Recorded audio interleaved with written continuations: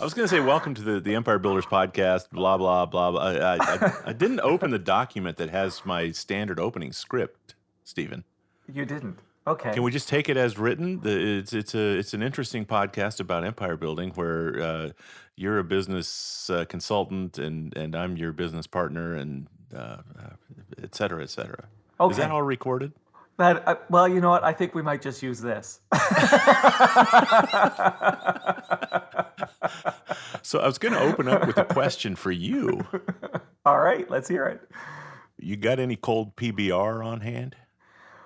You know, see, I wouldn't know what PBR was unless I told you ahead of time what this episode is about. But no, I don't. And in fact, I've never had it.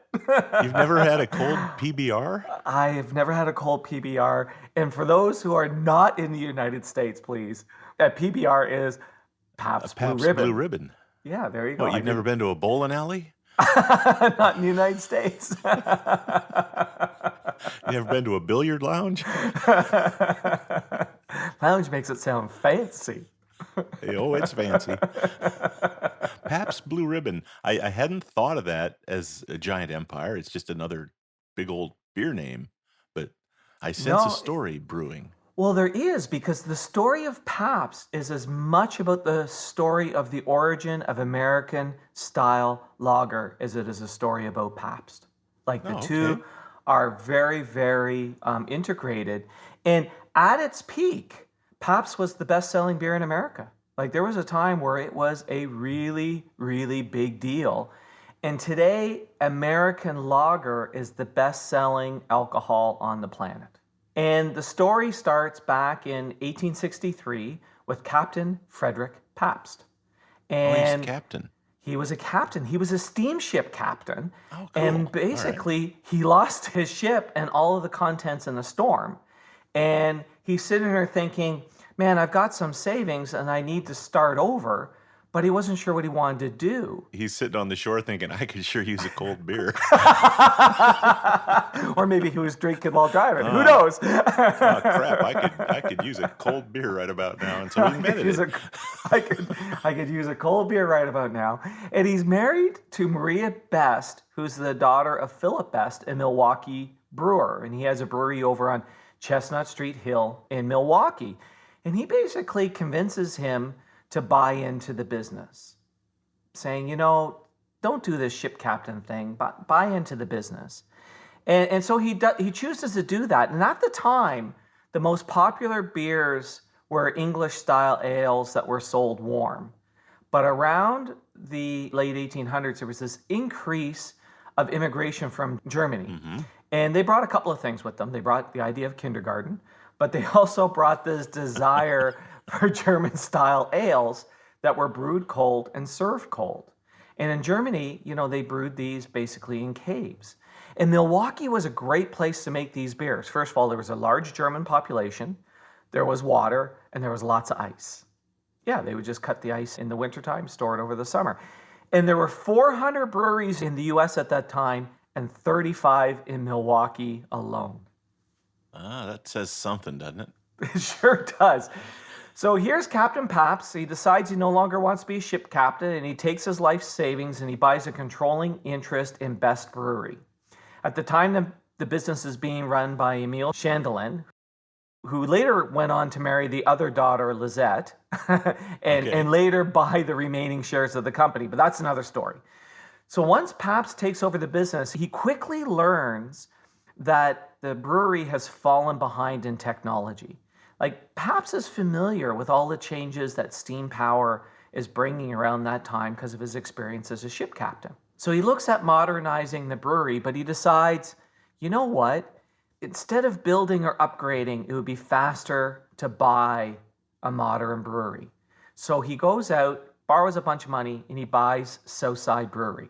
So to give you an idea, they're doing about 5,000 barrels a year of beer in their existing facility. To pay for this acquisition, they now have to increase their sales to 90,000 barrels of beer a year. And I have to remind you, he has no experience in beer. He's a ship captain who lost his ship. Who lost his ships, yeah. I So was going to say, when you said he was no longer interested in being a steamship captain, I was like, well, he didn't have any ships left. So to make this work, he needs to sell beyond Milwaukee. He needs to sell to the whole region. And this Uh-huh. acquisition makes him the largest in the area. Now, a few years after the acquisition in 1871, the Chicago fire happens. And that levels a third of the city, tens of thousands of buildings, including 19 breweries. Oh, I smell opportunity. And Pabst sees opportunity because Chicago is just across the lake. Yeah. So he buys land in Chicago, orders large warehouses to be built or bought if he can find them, and he's going to take over the Chicago market. That's what he decides to go after. Now, in a future podcast, we're going to talk about Schlitz because Schlitz and Pabst are very tightly tied together when it comes to the history of beer because he gets outmaneuvered by Schlitz. We're just going to have to wait for that podcast. Okay. And you're really going to want to listen to that one. It's a great story as well. But Dave, I'm going to make you and everyone else wait. So here's the problem. He has more production than customers, and beer has limited shelf life. It goes bad, it spoils, it can't be shipped easily because these are the days before refrigeration. So Captain Pabst decides he needs to change the beer recipe. He needs to make a new lager that can travel with more shelf life. And this means a formula with less protein. There's a big opportunity here because in 1875, there's no national brands. So he gets his chemists working on it, and they try to do all these replacements for barley, but this changes, the flavor dramatically. They do lots of trial and error, but they make these little gradual changes. They're really following the scientific method. And finally, they find a recipe using white corn, and this gives birth to the American style lager.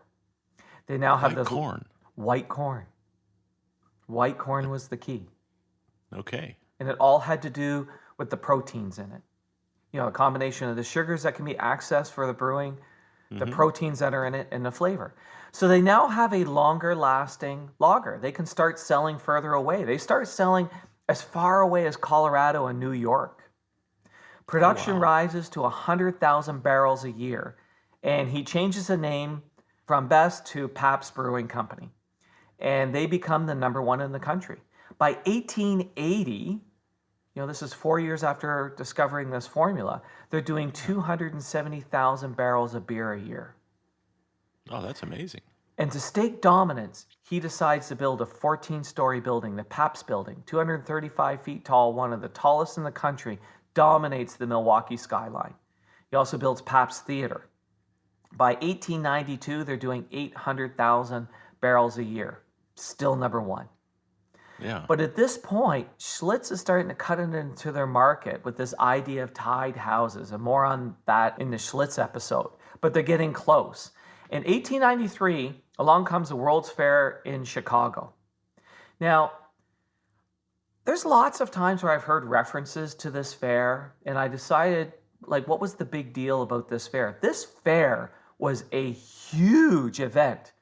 It was set on 690 acres of land, and 27.5 million people visited this fair.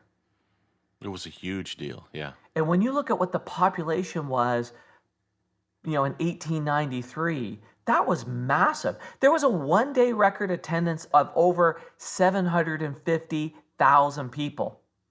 751,026 people, a one-day record, which, again, for that time is just unimaginable numbers, just huge.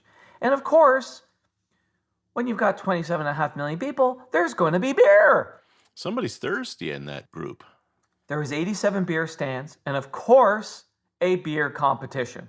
So Pabst submits the beer with a little blue ribbon around the bottle.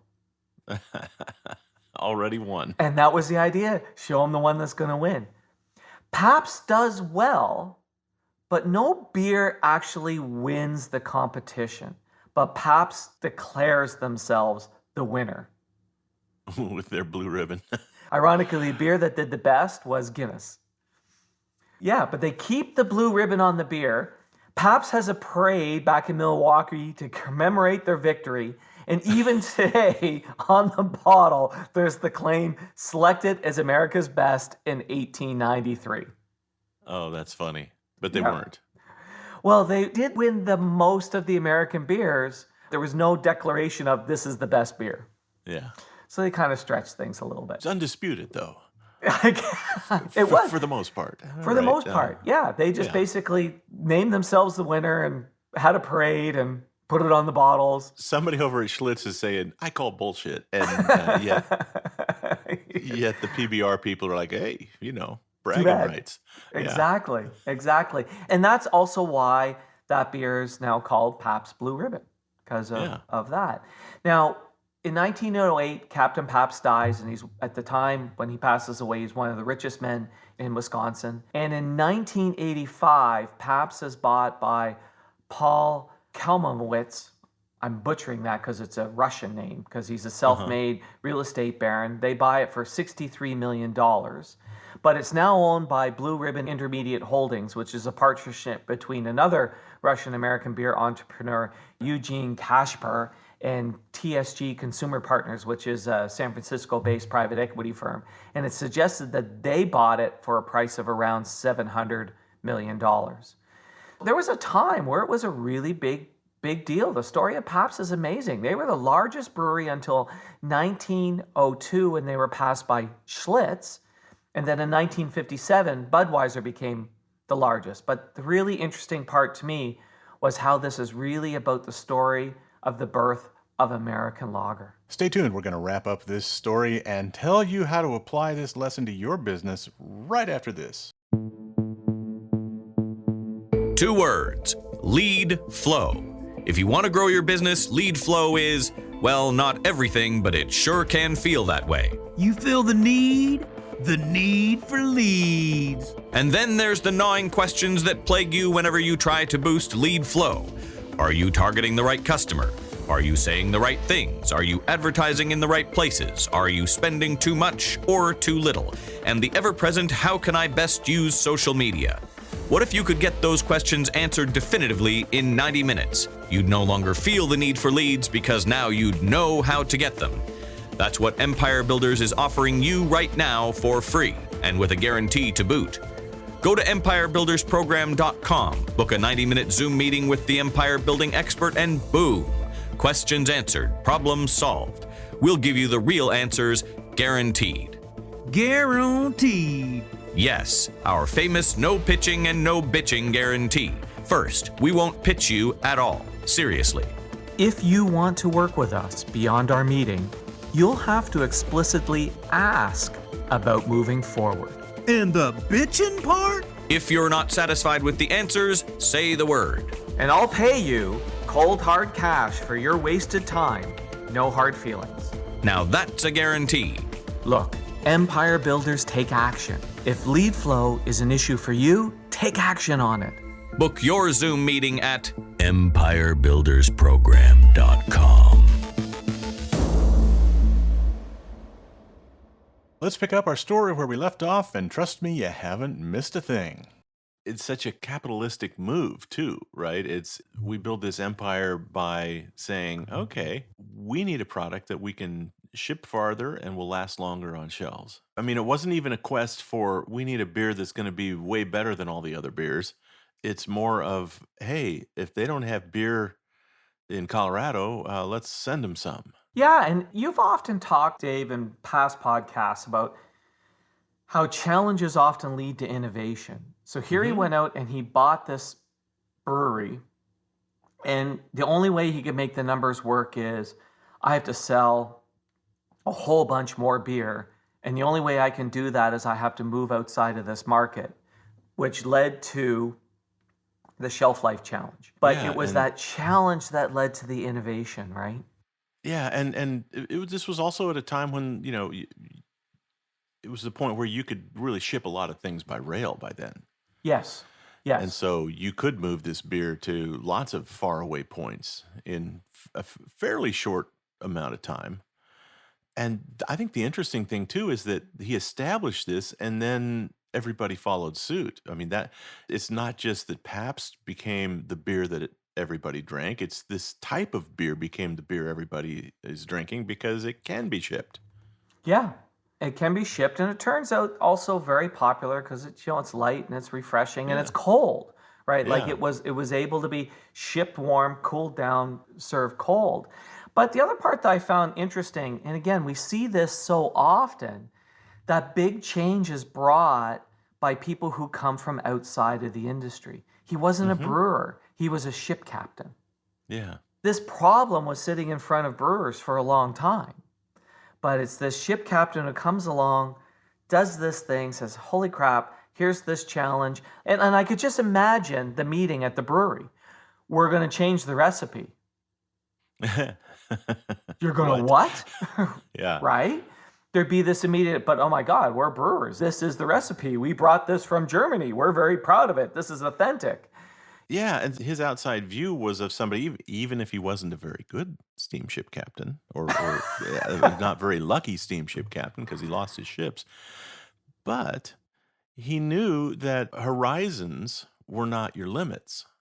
If you're just in the brewing business and you're sitting in Milwaukee and you're looking around going, how do we sell more beer? You need more people.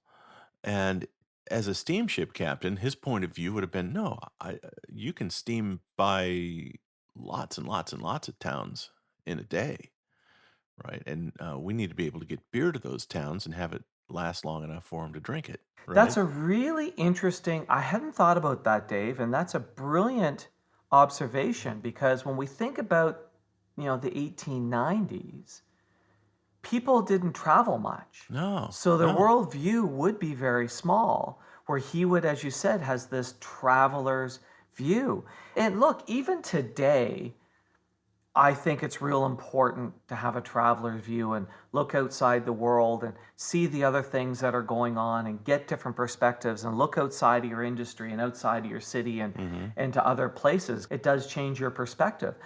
This is even one of the reasons why, when we do our one days with people where we set that business growth foundation, that we have customers travel to us.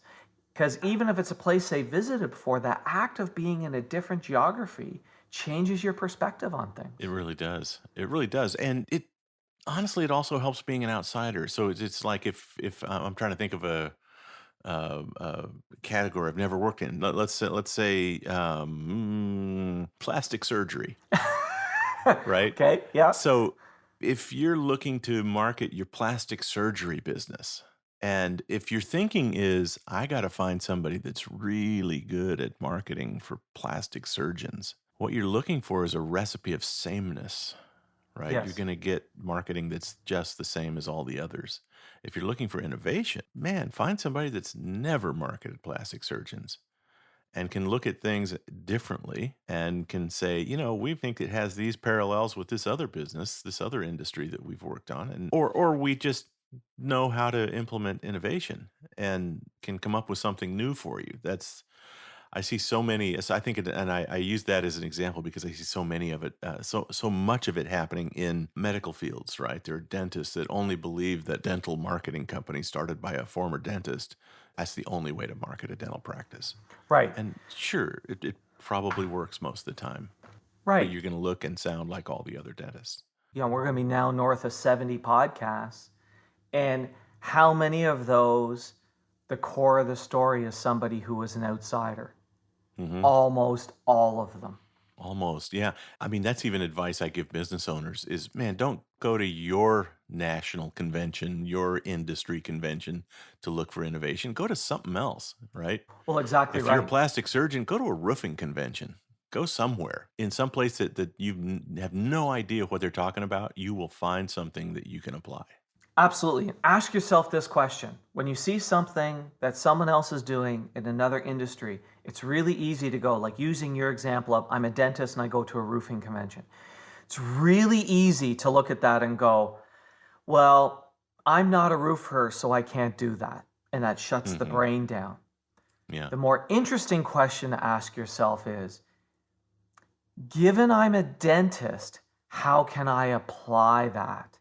And that opens the brain to going, well, I could use this and I could use this and I could do Yeah. that. And that's where innovation comes from, is asking yourself that question. Given that I am this, how can I apply that? Or given that I'm in this town, how can I apply that? The moment you go, well, I can't do that because of this, it's like the brain goes, okay, don't have to think about that any longer. Done. Shut down. Yeah. Pabst Blue Ribbon. There you go.